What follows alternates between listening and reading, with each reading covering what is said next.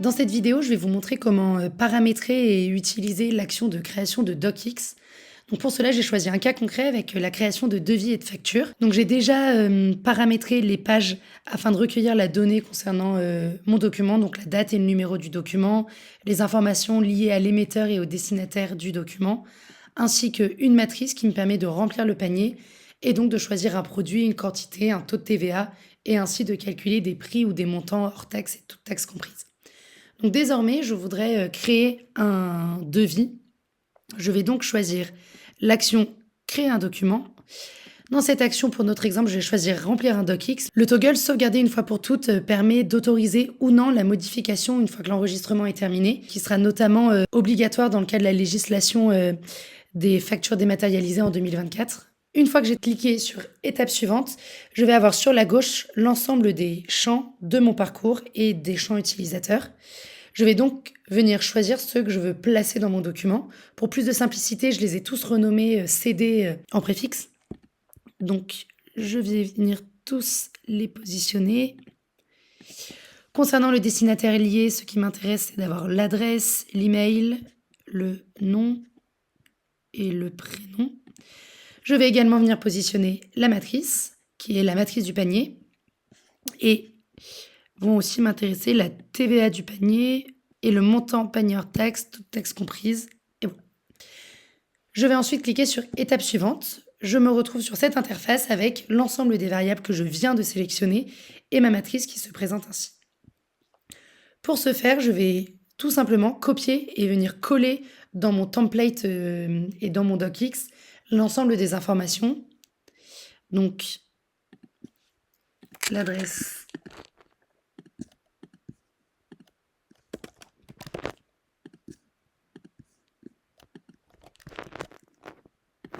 donc voilà, j'ai placé désormais l'ensemble des variables qui m'intéressaient sur mon docx. Je vais désormais placer la matrice. Ce qui est important de savoir dans une matrice, c'est il faut obligatoirement garder la boucle, donc venir placer en premier lieu cette variable-ci, boucle matrice 3, et que le tableau se termine par le / boucle matrice 3. Donc de respecter l'architecture présentée ci-dessous. J'ai choisi de le faire sous forme de tableau, mais je ne suis pas obligée si je veux le mettre tout simplement sous forme de ligne ou de colonne. De la même manière, je ne suis pas obligée de mettre l'ensemble des colonnes de ma matrice. Je peux en sélectionner certaines et en supprimer d'autres si elles ne sont pas intéressantes pour mon document. TVA. Dans mon cas, toutes m'intéressent, donc je les garde.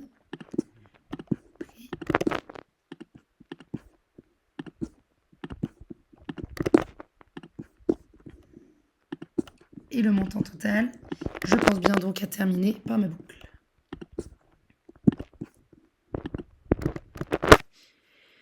Maintenant, je vais venir placer mes calculs, donc qui sont TVA du panier, TVA, ainsi que le montant du panier, toutes taxes comprises, et le hors taxe. Petite particularité de la création de docx sont les scénarios conditionnels. Donc, dans notre cas, dans information, je pouvais créer un devis ou une facture, et donc c'est à cet endroit-là que va intervenir mon bloc conditionnel. Je choisis une condition, nature du document, facture, et là je vais dire, je vais venir choisir mon champ, donc moi qui était le QCU devis facture, égale à facture. Et ici je copie-colle, et je vais venir placer le texte qui m'intéresse à la place de votre texte ici. Donc moi, c'est facture. Concrètement, ça veut dire que si le QCU a été coché, si j'ai choisi facture dans le QCU, va être affiché le texte facture. Je vais donc faire de même pour mon devis.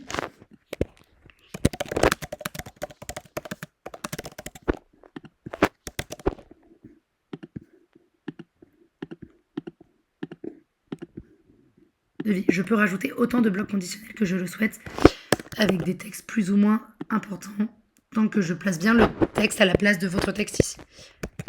Devis. Donc Donc voilà, j'ai désormais mon docx. Je vais venir le télécharger sous format docx, évidemment. Je lui donne un nom, création de document. Et je vais venir le choisir ici. Là. Si je le souhaite, je peux télécharger le document rempli pour vérifier que ce que je cherchais, comment il a été rempli. C'est un document de test. Donc voilà, on va venir le tester côté end user.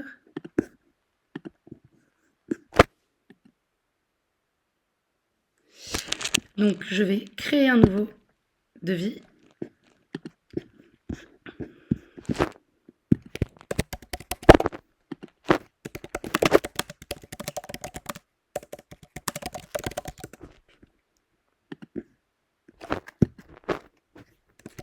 Je rentre un sirette.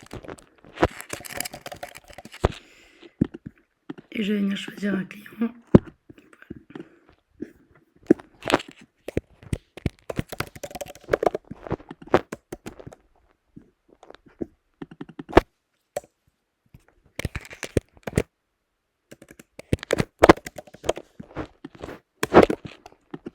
En unité, prix unitaire 50 €, une TVA de 20%.